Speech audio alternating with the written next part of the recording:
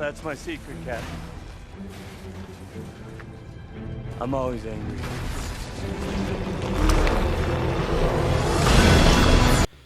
Hello and welcome to Bounding into Comics. My name is John Trent. I'm the founder and editor-in-chief at Bounding into Comics. And today I got a story about Marvel Studios Hulk actor Mark Ruffalo.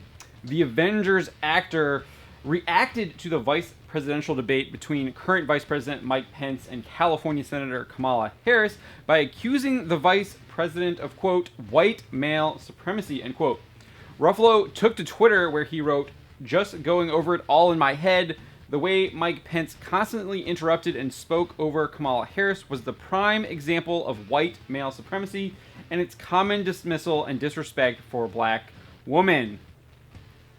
He would also describe Vice President Pence as, quote, undead.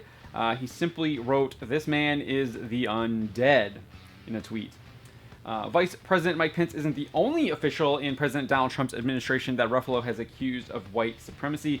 Back in August 2017, Ruffalo again took to Twitter to accuse former Deputy Assistant to the President Sebastian Gorka, former White House Chief Strategist Steve Bannon, and current Senior Advisor to the President Stephen Miller of white supremacy. He wrote, quote, "White supremacy has no place in the White House. Bannon didn't take all of his bigotry with him. Fire Gorka and Miller." Ruffalo would double down on his attacks against Bannon, Gorka, and Miller a day later, writing, quote, "Gorka and Miller are Bannons by different names. There's no room in the White House for their white supremacist views." He previously went after Bannon earlier in August when he shared a story from The Intercept reporting that Steve Bannon was fired.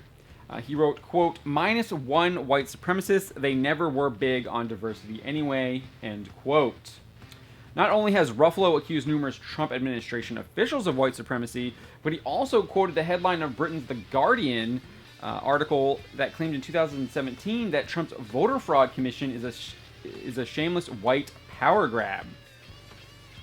Ruffalo's attack against Vice President Mike Pence comes the same day the actor got naked along with a number of, quote, celebrities in an attempt to try and get Americans to vote, specifically in Pennsylvania.